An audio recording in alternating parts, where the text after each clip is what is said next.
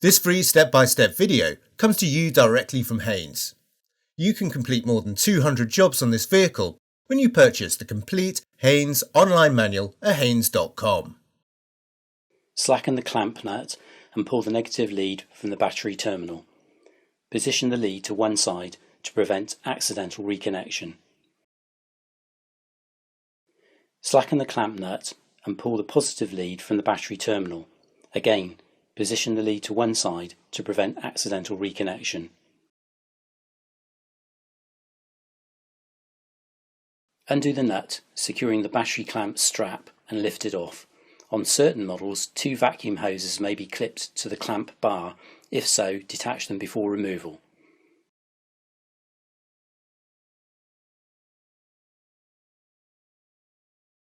Lift the battery from place.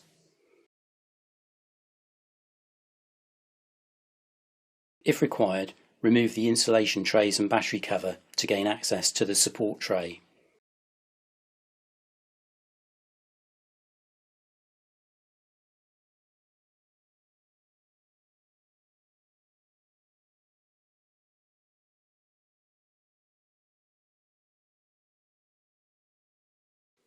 Refit the insulation trays and battery cover to the support tray.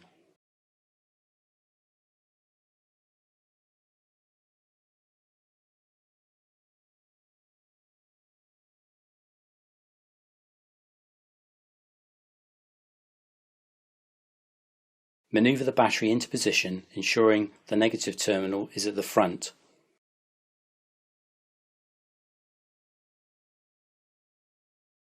Refit the battery clamp strap and securely tighten the retaining nut. Where applicable, clip the vacuum hoses into place.